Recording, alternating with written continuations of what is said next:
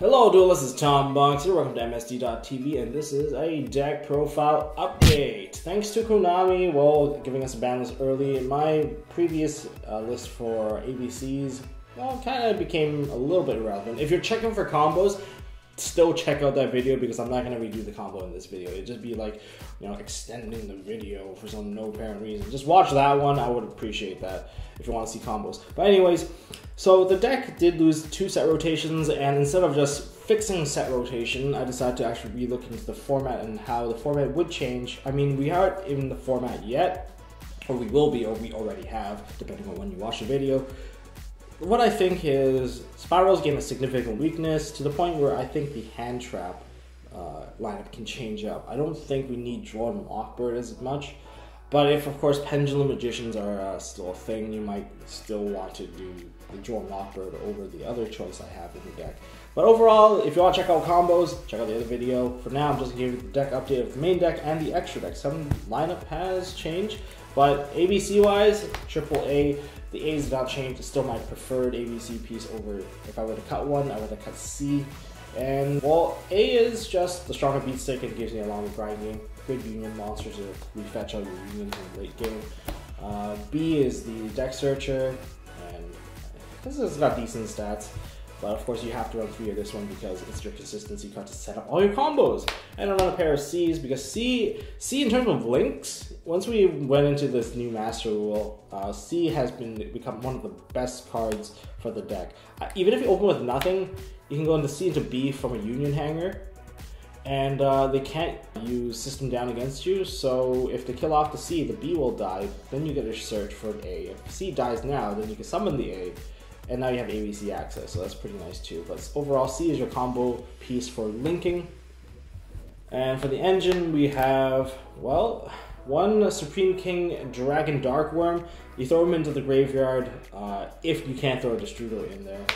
Basically, free monster, and it also, these two together with a field spell, sets up the ABC Decode Talker combo anyways. Of course, Destrudo is your Synchro 7 Axis. It's a tuner that reduces his level.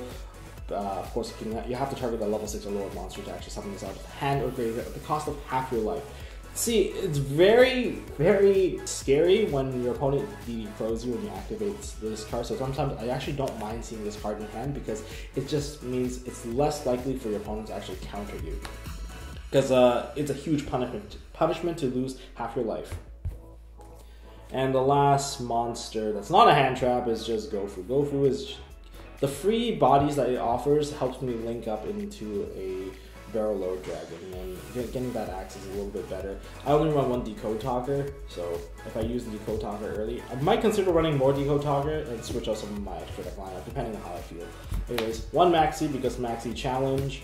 We also have Triple Ash to stop Maxi Challenge and basically screwing your opponent over if they search. Synergy Interruption is what we're going for, although I don't like it in the ABC matchup, mainly because it doesn't really stop Union Hanger from fetching the card anyway, so you're regardless still getting a minus from using an Ash. Now, I have Triple Ogre. Ogre, I think, is back a bit stronger than before thanks to the fact that you don't have to deal with as many spiral pieces anymore. And Ogre's pretty good at handling the Pendulum Magician stuff, so you can use it when they activate, pop off their card, especially their back row. Now we have a pair of DD Crows. This is what starts to differ from the Droll Lockbird. I'm not running Droll Lock for the reason I think DD Crow can actually prevent a lot of the situations and kind of shut down some of the plays. First of all, it shuts down the mirror matches, Destrudo in the graveyard, and it costs them half their life points, putting them in lethal range pretty quickly. The second thing is against Spirals. Now Spirals, I don't think they're dead at all, just because their combos are still really, really nasty with Tri-Gate Wizard, and I don't like dealing with that board. That board is a pain in the ass. So instead, I'm just going to use DD Crow to crow off the quick fix, or whatever they're trying to revive to kind of really push the combo forward.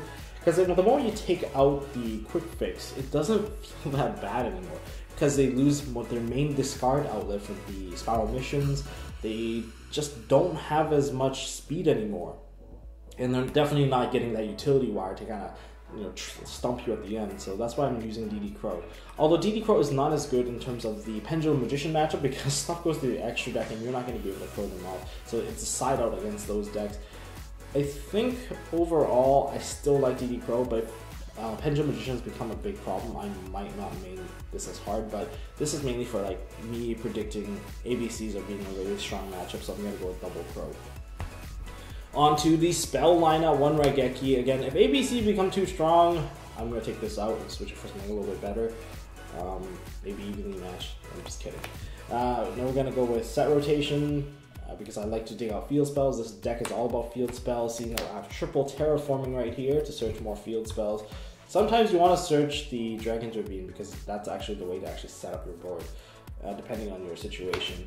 Of course, triple Union Hanger, the Union Monster Search, and the Union Attachment, a nice plus.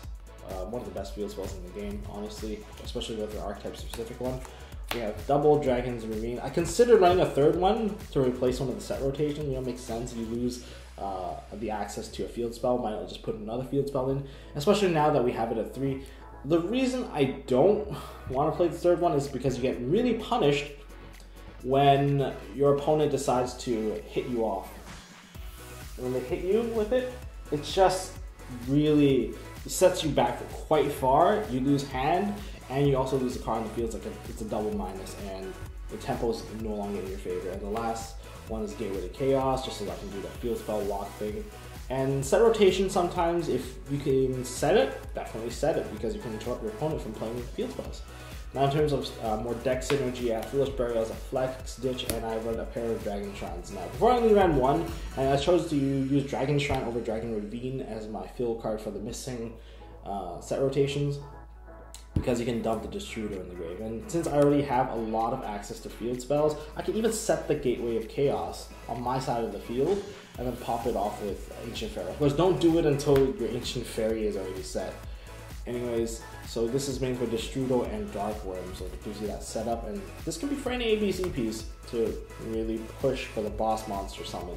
One Upstart Goblin, because I might as well just fill it with an Upstart, and now I have the same Solemn lineup, the Solemn Brigade, Triple Strike, One Warning. Could cut this. I might even change this trap lineup to be D-Barriers if Pendulum Magicians become a problem. And to the extra deck, not much has changed here. It's still the same bad boys, triple ABC. I don't need to talk about them. They're the boss, the big boss. Main monster here is still Ancient Fairy. I still have Black Rose, especially when you go second. You want to blow up the board as soon as you can. And I'm running one Samurai Destroyer just for shiz and giggles, okay? Just because this guy's really annoying to get rid of for anyone that can't beat over 26, and if they're reliant on effects to remove it, this guy will revive your ABC Dragon Buster, or maybe just loop himself constantly. Just an option available, guys. And but in a more competitive setting, I will not run this card, simply for the fact that it's not very good. It's pretty easy to play around with in the meta. As for my Link 4, I have Burrow Dragon. Good counter to ABC Dragon Buster. I played against myself. If you're playing against an ABC deck, they can't use ABC's effect to banish this card, and you can use your effect to lower his attack by 500, and now he can't run it over. So what are you gonna do about it? And if you swing into it, they have to tag out. Because if they don't tag out, you steal the monster, and now they're in like so much more trouble than before. Overall, one of the best Link monsters that come out. It doesn't even offer your opponent a Link spot, so they can't even go into the extra deck. So and you can summon it like up or down. You'll still get 2 zones available. So I really like this card. Of course, Decode Talker is necessary for setting up the combos. Aside from like target prevention, a lot of people keep forgetting to use the target prevention effect. That is a very common misplay that I see all the time. It's like they could have protected the Solemn Strikes in the back, but they chose not to.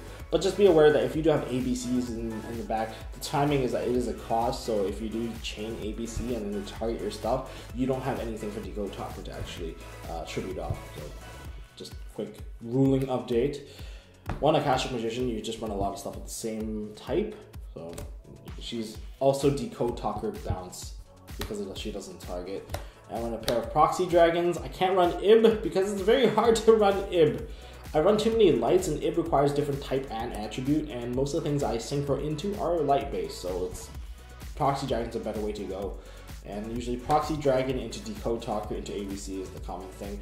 The best Xyz monster in the game. Skill Drain with legs, puts everything in defense mode, basically turns off all aggression, Baguska. And I'm putting him in defense mode like this because that's most likely what you'll see him in most cases. And then on my own turn, put him back into attack mode so I got all my effects back. Really cheesy monster.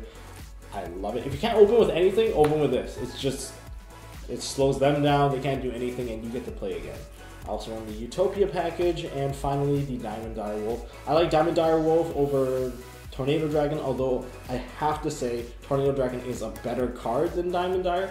It's just that I like the ability to remove my monster off the extra monster zone in case I have an ABC summon available and I can't link up to creating those zones available. So then I'll use Diamond Dire to pop himself to kind of get rid of that. Of course, that is susceptible to getting Veilored or getting some sort of effect negation and making him stuck there. That actually sucks. But aside from that, Utopia package, might cut it if there's better linked options. If better linked options come out, yeah, you can expect these guys to go away and say hello to Link ABCs 2.0. And I guess that covers it up for the entire deck. So if you guys enjoyed this update, hit me up with a thumbs up. If you guys want to see the combo video, go check it out. And I'm also coming out with a Link Spiral combo for post.